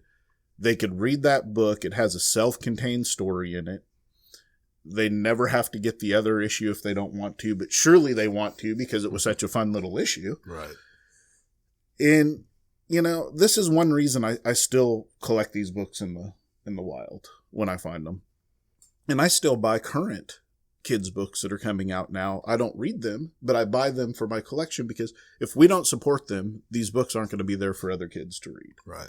And, as far as art and things like that go in this, it's exactly what you expect. You read a kid's book, you don't have to go, God, I hope they didn't draw Batman like crap today. You know it's going to be Strawberry Shortcake. Right. You know it's going to be Richie Rich. You know it's going to be Garfield or Heathcliff or whoever. Of course, if you look at the plot too closely on this, it's going to fall apart. I mean, what was his plan? Just to give himself a big ego boost? I mean, there's no real plan, but they're really giving you a moral without it being in your face, which is what these kids' books did. And kids didn't realize that they were reading a book that was telling them that getting new friends is really the key to life, Well, you talk about... go ahead, Sean. I'm sorry, buddy. I was just going to say, and like a lot of these kids' books, like the writing, like you think it's going to be really simple, but like, a lot of the younger audience kids' books actually have some really quality writing, like in this very issue. When she's going through getting all the secrets from different people, that one secret about all the bodies in the basement, that threw me way off when I was reading this book. So I had to throw that in there. No, I mean, it's great. It's just something that's missing today in comic books, I feel like. It just is. Well, you talk about Howie Post. Are you familiar with Howie Post's other work? So if you're not, and maybe people aren't, I guarantee you are actually. We think about artists today and how they're artists have their own styles that they kind of stick to. I mean, you mentioned Francavilla earlier. You see Francavilla, it's a Francavilla work. But you look at these old cartoons and they're locked in. You look at Casper and it doesn't matter who's drawing Casper, they're drawing Casper. That's right. Howie Post is such a good artist. He is so good at capturing other artists' likenesses. You want to know one of the most famous animated series he's worked on? Thundercats. Oh, wow. He's one of the artists from the animated series Thundercats. Did you ever read Anthro from DC Comics? I did not. Which is a very Tarzan-esque, almost like Commandi, but actually in the past and not the future. This very adventure boy story. He also did syndicated comic strips for years and was able to just take what the art that was there before and just mimic it to the point that if they hadn't have put his name, and a lot of times they didn't put his name on there, you wouldn't have known it was Howie Post. The dude's a fucking genius. Right. Some of my favorite comic strips come out of Howie Post. The man's just awesome. And you look at this Strawberry, and I can still see the images in my head from reading the story when I was a kid, and it's crisp. The lines are clean. Right. Like you don't see this type of this particular type of artistry done anymore, because even the kids' books now are stylized, like Superhero Girls. It's totally stylized, which and maybe there's a similar style. So like you look at Superhero Girls, or maybe you look at the animation in like She-Ra, that's coming out, the Netflix series. Like there's a very similar vein there. So maybe it's evolved, but. Well, there are still some books that are coming out in their original style. All of the Walt Disney books are still drawn. When you look at Donald Duck, he looks like Donald Duck. There's Casper has a new line out. He looks like Casper. Yes and no, because like I was on the DuckTales, not the Huey, Dewey, and Louie, the nephews. That book, and it's being drawn by these Italian artists now, which they're phenomenal about. But it doesn't look like it doesn't have DuckTales. that same magic. Huh? There's a new animate, like they've updated a little bit, and it's not. It's not the same as like it doesn't look like Carl Barks. Okay, I'm going off of the covers, I guess. Yeah. So. It's just as where you can find this book. Most local comic book stores are going to have it, or you can find it on eBay all day long for less than $5. But if you see these books in the wild, do yourself a favor and pick them up and read some of these old kids' stories. They're time capsules. Yeah, for sure. If I find a Richie Rich, I read it. Mm-hmm. And I'll always read Richie Rich. Yeah, you were telling me, I think, a couple years ago, that's your gateway into comic books. It really was. Richie Rich and the old Disney comics. But yeah, Richie Rich probably was really my gateway drug, I would say. You have a pretty extensive collection. Do you have any other like omnibus versions of these or collected editions of these old books? I have some omnibus of the Disney stuff. Mm-hmm. I haven't seen any on the other like kids characters you would think about, which is really kind of unfortunate. It would be great to have, a collected edition of Casper or Wendy or some of these other, even Richie Rich or any of these characters. I don't know why they don't do that, but it would be fantastic. Somebody would buy. I would buy them. No, man. Now I want Howie Post Anthro. I want the art book on that, dude. Yeah, that's nice. awesome. Yeah.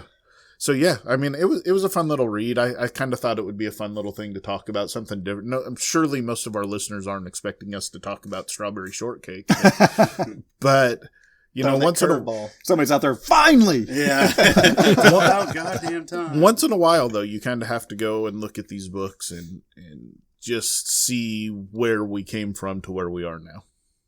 I love it, man. No, seriously, thank you for bringing that to the show, man. For sure, that's rad. Jerry, what'd you read this week, dude? Did you read Casper? You guys. No, I actually did not. That's because you didn't get me any Casper whenever you were out buying your Strawberry Shortcakes. He wants you to do the work for him. Craig. Yeah. You guys know how much I loathe and hate sci-fi and space stories and stories about the cosmos. Are you a Skrull? No. You hate donuts too? So I'm gonna talk about Sea of Stars. It actually came out last week. Yeah, it did. And like Sean's book of the week, it is by Jason Aaron. Also Dennis Hallam. Arts is Stephen Green. The colorist is Rico Renzi. Letters and design by Jared K. Fletcher. Editor Will Dennis. Variant cover artist, which I think is the first thing that gripped my attention whenever they were advertising it, is Mike Mignola. That's it's on a beautiful color. Yeah, that's on brand for you. Yeah. Right.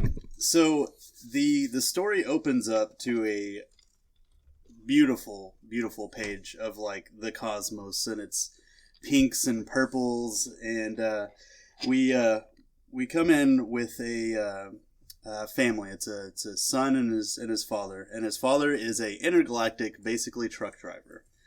He transports things for various companies. And it turns out his son, he couldn't find a babysitter for this extended period of time. So he was just like, you know what, just come with me. His son is bored out of his mind because he's not seeing any quark shorks or black holes or, exploding stars or anything like that. And his dad's like, well, yeah, I mean, of course you wouldn't see that stuff because it's freaking dangerous. We have to take the safest route.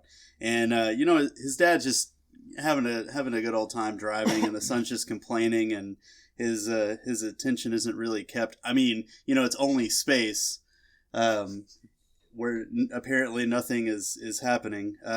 So they sort of like get into a little bit of an argument, and the son's name is actually Caden, and his dad is Gil Starks. They're the Starks.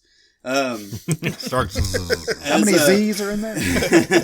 It's a very space name. So as they're kind of having this conversation, and of course the kid says, "Oh well, so and so's parents, every time they go on vacation, they get to see cool stuff like that." And he's like, "Well, technically we're not on vacation." And Caden, says, "Well, like mom would have showed us stuff like that." Hinting at, mom is not in the picture anymore, which causes a silence between the two of them, and the radar starts going off on the ship. Gil answers it in the most Big Trouble in Little China way that you could possibly. I mean, if you're truck driver in general, and he actually calls it the Pork Chop Comic, so Pork Chop Express, Right. And whenever he hails this other thing that's in their trajectory, he doesn't get any answer back. So he's like, well, that's kind of weird. Maybe it's an automated thing. His system tells him, like, no, because it would have had a response. He starts talking to his son again, and he looks back. His son is gone. And come to find out, they're hauling some museum cargo. It's just being transported across space for the Krogerian Museum of Space and History. And Caden got bored, and he wanted to go check some of the stuff out. Apparently back in the cargo hold, the air's a little bit thinner, so he put a spacesuit on. And his dad starts, telling him, like, what are you doing back there? You have to come back up front. Don't touch any of that stuff. Caden says, well, I'm not touching it, but my suit's touching it. So, very smart alecky. It's at that point, you see a giant silhouette out in the distance. And it is not a spaceship. It turns out to be some kind of giant, scary space leviathan. And it grabs hold of their ship. And of course, Gil is fearing for his son because he's in the back of the ship. And this thing just grabs onto their ship with its maw and just, bites down. And the ship opens up to space, and Caden's free falling and, bumps into this thing's like massive eye.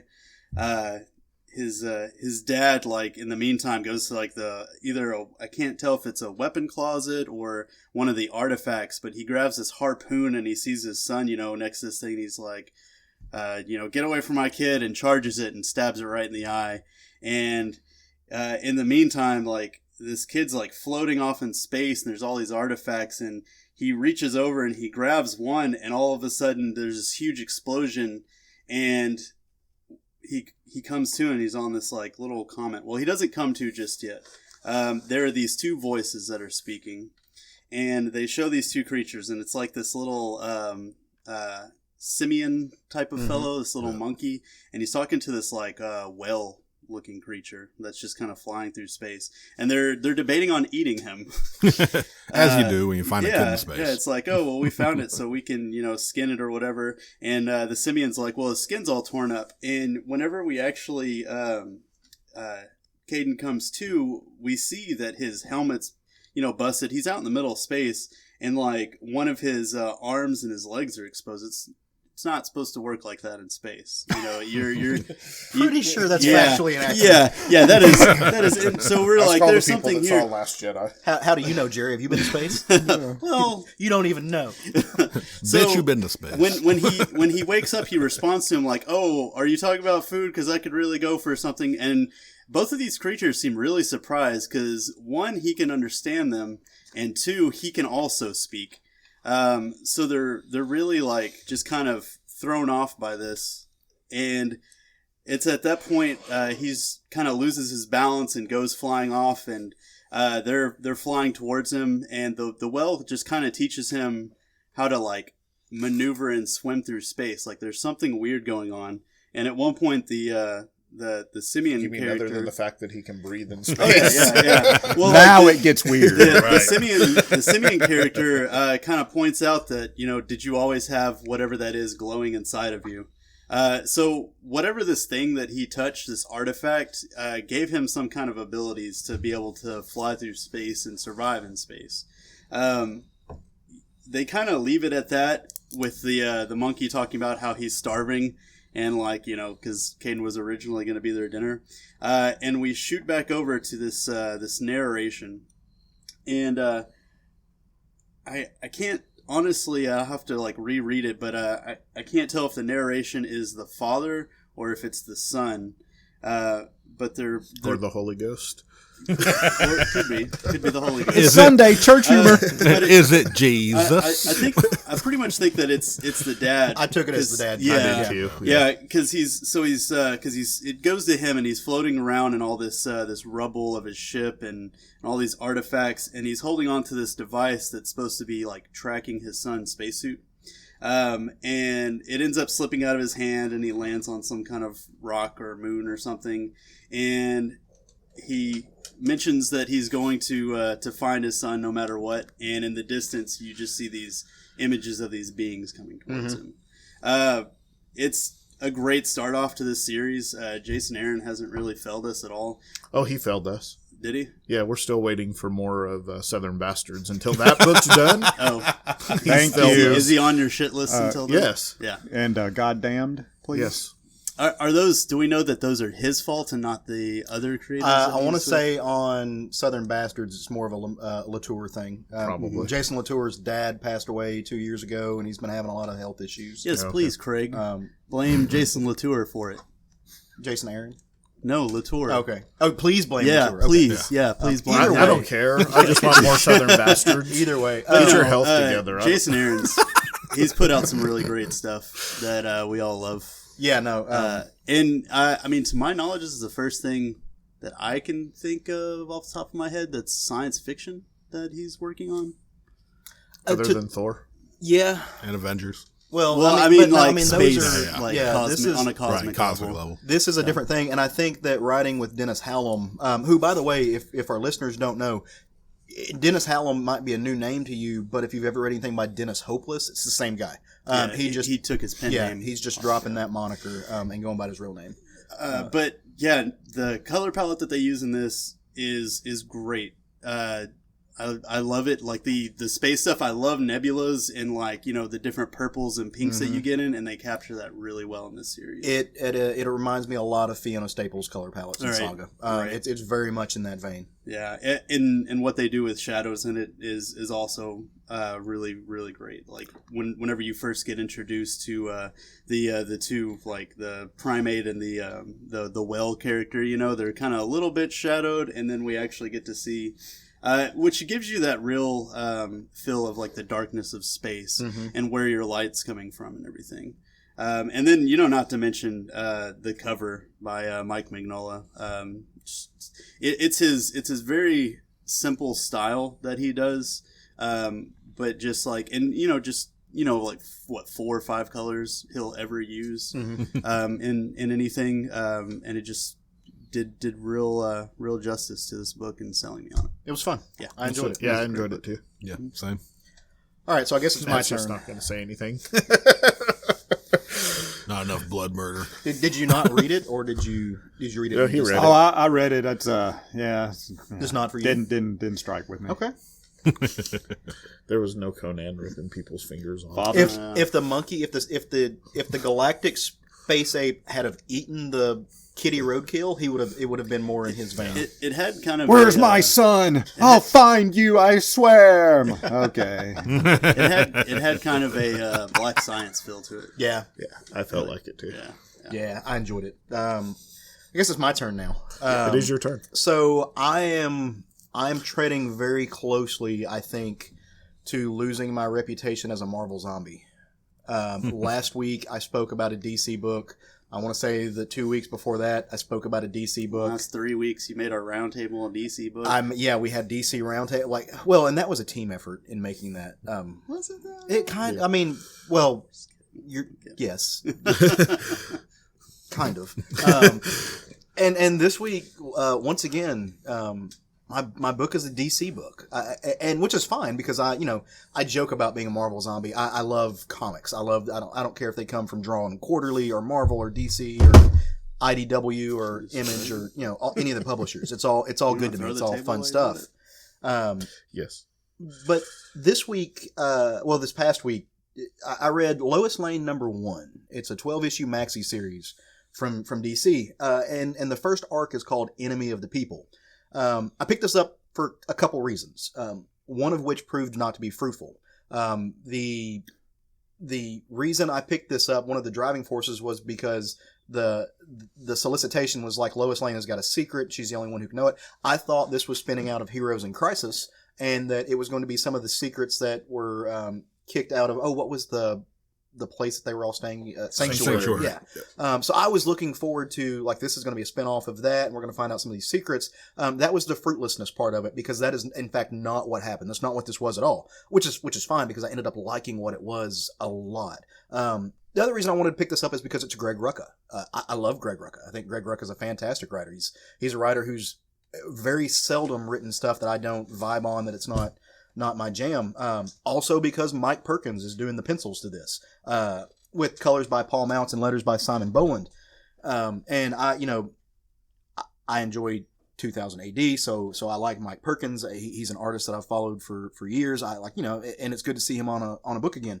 So this book is an example for better or worse. And I want to say that this book is heavily political. So if you're somebody who doesn't want your comics to be extremely political, this is not for you, and stay away from it. Like you've been warned. Like don't read it and get mad because of what you read, because it is heavily political. So this is the warning to you. This is art imitating life to a point that it's almost an uncomfortable reminder that we live in a time where reality is stranger, or at least potentially more scary than fiction.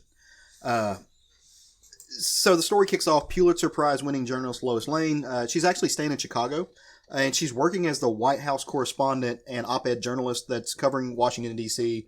She's covering the White House.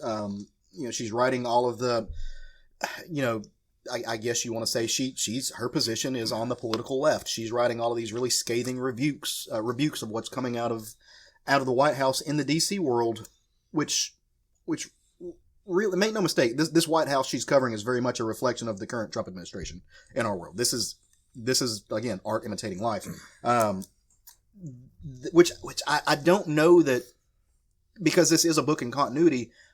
I didn't know that the president in the DC universe was kind of the same vein of the president, and that I don't know if that's a thing that's happened or been solidified other than in this book in the DC universe. Both of the big two tend to reflect the president that's currently in office when they even address that there's a president. So in this world, much like the real world, there are accusations of corruption coming out of the White House. There's money laundering, there's Russian interference, there's internment camps. The list goes on and on and on. These kind of sad and bad, scary times. Lois is immersing herself in her work, largely ignoring generally anything around her that isn't revolving around her reporting. There's a lot going on in her life that she can't ignore.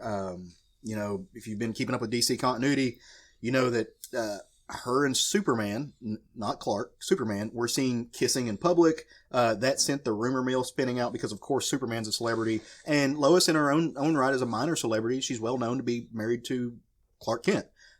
So, there's rumors of an affair. There's, people calling her a whore in public and online, just being really just nasty in this book.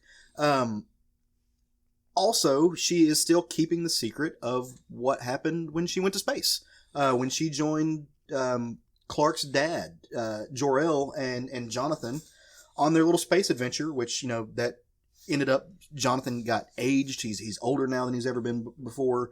And she won't tell Clark what happened. And they have this really, really cool conversation about how their marriage works, honestly, because they trust each other enough to keep secrets, and she'll tell him when it's time. But it is causing some tension between them. And there's something else. There's another thing. It's a thing that she's working on that's not part of her reporting of the White House. It's tied to it, but it's not it's not what she's putting in her op-eds. And she gets a bit of a shock when she calls her editor, of course, Perry White, to she's complaining to him about he has disabled her publish button on the Daily Planet's website because he is making her use a copy editor, because she's misspelling words. And he tells her, if I let you publish this by yourself because you're not using spell check, you've disabled it or something, which she didn't know she could do. She says she just beats it into submission. They're gonna take her Pulitzer away. And so he's making sure it works. And so she's calling a bitch about that. But he tells her some other news that kind of stops her in her tracks. There is a Russian journalist named Marisha Voronova that has been found dead in Moscow. The official story is that Voronova committed suicide. She actually jumped off her building. They're saying officially that she was depressed. There was all of this stuff. But Voronova in the comics was a harsh critic of the Kremlin, of Putin himself. She's a Russian journalist. And of course, the Russians, they have a reputation for killing journalists, and both in the comics and in real life. This is something that Vladimir Putin actually does. He kills dissenters. He murders them. He is a very terrible person. And it doesn't take much to put two and two together to figure out what happened. Lois had this relationship with Voronova. They weren't exactly friends, but they were at least working in tandem. There was a certain type of partnership there that we don't know the full scope of. And so after Lois hangs up with Perry, she calls another figure and sets up this kind of secret back alley meeting. It's actually in a parking deck, not a back alley. But it's keeping it quiet. They're using code words.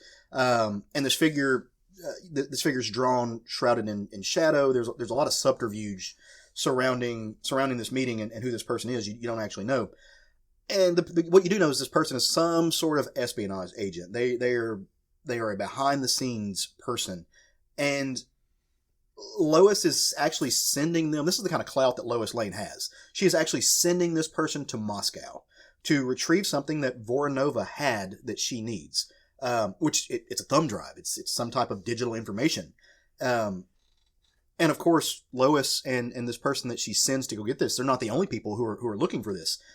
In fact, what you find out is that Lois's inclinations are right, and Voronova was murdered because the Russians were looking for this thumb drive. They're looking for this information that holds, I'm assuming, some type of state secrets or some type of connections to the White House, what have you.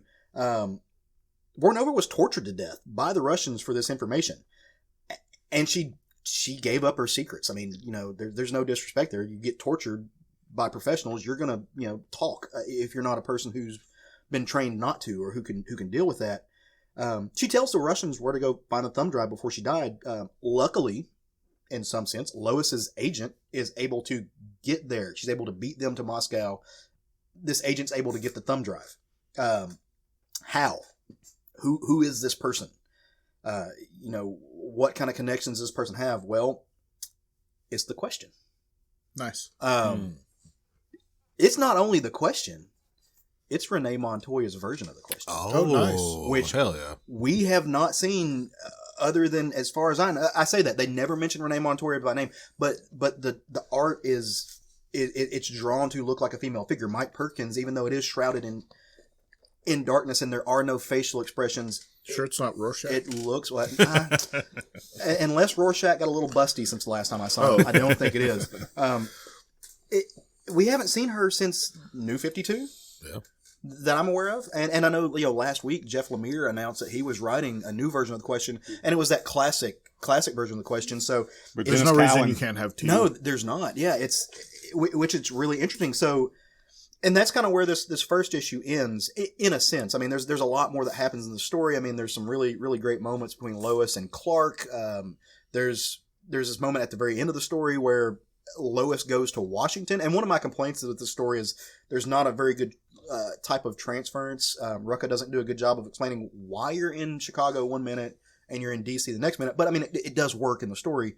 But apparently she's at the White House, and of course, again, very realistic. There is this Huckabee Sanders White House press correspondent type figure who is, we're not talking about that. I didn't read that. We're only going to talk about the numbers. And Lois confronts her, and she's like, well, what about the numbers? What about, what about how the president and the White House is actually monetizing the kidnapping of refugee children and separating from their parents and all of this stuff? And, she loses her correspondence pass. She loses her press pass. She's kicked out of the White House. There's this quieting of the press that's happening in this book. And so it raises a lot of questions. And man, I like Literally and figuratively. yes, both in the comics and in real life, because this is actually happening. I'm so here for this comic. Matt just talked about Criminal, which is a very hard-boiled hard-boiled criminal story. This is a hard-boiled crime story, man. It's very Brubaker-esque. The way that Rucka is telling this story reminds me a little bit of Darwin Cook, as far as his storytelling. The art, no, but the storytelling markers reminds me of that. There's some Easy Rollins to this, man. It's fun stuff. Perkins and Mount make a great team. If you're not familiar with Mike Perkins' work, go Google it. Like he's not a photorealistic. He's not quite Sean Phillips, but I think there's a linear connection between Sean Phillips' style and Perkins' style. But he can also do, like I said, the 2080 type work.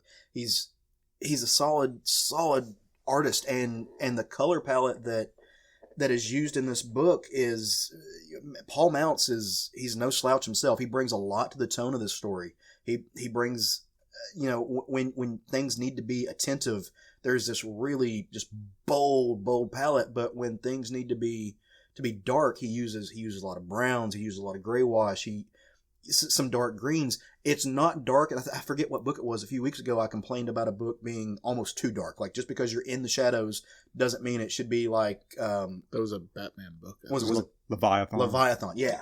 Which, yeah. Event Leviathan. Also a Batman book. Too dark, yeah, yes, and one I'm not particularly enjoying that much. But he hits the right notes. Things are dark, but you don't lose the detail that should be there. It's a great book, and like I said, 12-issue maxi series. This book, for me personally, this book, I align with what it's saying politically, so there's no surprise to that. I see the moves that it's making. Probably wouldn't like it if it was on the other side of things, and that's fair. There's no rule that says that you have to be shielded from any company from seeing a book that you disagree with. They don't have to do that, and sometimes when you put the shit on paper, there's no way not to make you look shitty if that's what you believe in. And that's just my personal takeaway from this. But no, dude, if you haven't read this, if you like crime, if you want to see how DC and Marvel, they can get away from superheroes. I mean, that's their main bag, right? Like, there's nobody saying it shouldn't be, but they can tell stories that aren't capes and tights. Like, they can tell. They have plenty of talent at both of those companies to do whatever they want to do. So for sure. I didn't jump on this book because I wasn't interested in a Lois Lane book, a solo Lois Lane book, but based upon your recommendation, it's actually next on my stack to read. Dude, you need to. I'm looking forward to the big two, at least. Also, like, more of this. More, I read Swamp Thing this past week. I want more horror. The Hulk shouldn't be the only horror book at Marvel. I know, I enunciated. I want more crime drama for my big two. I think it is for the embetterment of both of those publishers and the comic industry as a whole to have the people who are leading the market have a diverse set of stories and not just superhero A, superhero B, how that superhero will happen C. If people buy those books. True, and that's why I'm talking about it here. Yeah. So if you haven't read this, go pick it up. Speaking of Renee Montoya, when you said that she hasn't been around since, what did you say, New 52? I said her version of the question. I just wanted to, because I know she was in some of the early Batwoman stuff in Rebirth. Yes. So I will be interested, because I don't think we've seen her since Batwoman. No. So it would be interesting to see how they get her from point A to point B, how she went from being Renee Montoya the detective now to Renee Montoya the question. Well, and Rucka could be throwing us a curveball. This might not be Renee Montoya. Maybe there's a new question, which would be, I mean, it'd be okay. It would be okay. I would be very surprised if it wasn't Renee That's Montoya. His character. I think it's her, yeah. Right. No, for sure. I think so. I'm just like, keep your options open. He put Renee Montoya in the question costume first. So, I mean, it makes sense. Yeah, in 52 is where she showed up. Well, all right. That's my book of the week. Awesome. I think we had some good books. I think we did too. We got a variety of books. We got anything else we want to dip in before we go to we set up the menu for next week? Yeah, let's go to our menu. Okay, well, let's do that. So, who wants to tell me what they are picking up first for New Comic Book Day? Jerry does. He raised his hand. You only get one choice or Matt's going to lose his shit. Gideon Falls number 15 with Jeff Lemire, Andreas Sorrento, and Dave Stewart. And that just came out last week. Huh? Feels like it did, didn't it? It did, literally. Just came out last week. Oh, it was a week before last. No? That's wrong. Because I didn't pick it up this week whenever I picked up two of my books. I picked it up before I left. Okay. So that, It didn't come out last. It came out Wednesday before last. It's 2 weeks. Yeah. Thanks, Craig. I mean, thanks for the input. But both of you are actually correct. I know what Craig was saying. Yes, it didn't come out last Wednesday, but it's 2 weeks old. Which, if you don't judge your calendar by New Comic Book He's Day, going to name 6 books today in his menu for that. I am. I've got 2. So, all right, Craig, what's your book? No, I'm going to go last because I don't want to steal somebody else's. All right, Sean, what's your book, dude? I'm looking forward to They Called Us Enemy. It's a you motherfucker. I can do another one. Nope. Go ahead. This is a story about George Takei's time he spent, unfortunately, in a internment camp here in Arkansas. Yep. Yeah. Holy shit! Oh yeah. This has Hopefully been Matt ordered a few of those. right. Sorry. Oh no, this has been written by George Takei and art is by Harmony Becker. It's gonna be a good read and a very sad read, but I'm looking forward to it. Said that he's told his story many a times, but this is the most in depth he's ever gotten with this story. Wow. Yeah. I'm looking forward to it. Damn. Matt, buddy. Wow. On a lighter note, transition. I'm looking forward to Bittersweet Assassination number 5. This is the wrap up of the arc. This is the last issue of the series. Do you have any questions in the back of this one? Mine didn't make it in. I missed the deadline. I submitted one, and Kyle Starks responded that he wished he had got it in time because he really liked it. So I almost went 3 for 3. I was just tardy. So yeah, I'm looking forward to that one the most. Of course, that is Image Comics, Kyle Starks, and Erica Henderson. You've heard us talk about it before. Craig, I know you said you wanted to go last, but I'm finding my next book. I've got one for you. I'll save mine and then I'll hand you my other one. This happened last time. If you just want to dive deeper into the book. No, I mean, you said exactly what I was going to say. So I'm going to go with Faithless number 4. Brian Azzarello, Maria Levitt, and Paul Pope. Boom Studios. Faith continues her fall into the mysterious new world she has discovered. And I didn't pick the other book because I honestly thought it was going to be yours. It's up top. I will make this mine. I figured you would. I had found one that I was going to say Loki Volume 3, number 1 by Daniel Kimblesmith, but I will go with yours because Motherfucker. a book that I have all but one of the single issues at home, still polybagged. I need to find that last one, but it's something that I deeply love. It's Bram Stoker's Dracula. In a trade paperback version, written by Mike Mignola and Roy Thomas, and this comes from IDW. And like I said, Jerry, you're a big stand for Mignola, so I think these books are gorgeous. It's some of his early 90s. Yeah, it was. Yeah. The movie came out in 93, and it's a retelling of the movie. So I assume that it probably came out in 93, early 94 would be my guess. Yeah, I'm definitely hoping that I did not order this, so I'm crossing my little piggies that Matt ordered a copy for the store. I hope he got enough of those and enough of the George Takei ones because I forgot to order the George Takei one as well. I honestly forgot the Takei and this one, so I'm hoping for some extras. It's almost like we have similar taste in books on the show. What?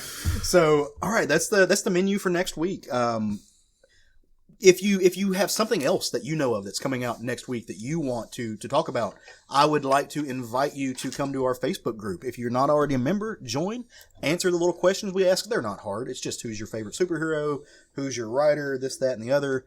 Simple stuff, just to make sure you're not a bot or maybe a Russian spy selling Lois Lane secrets. But we want you there. It's a great place to meet folks, to make friends, to find new things out, to share information. It's a lot of fun.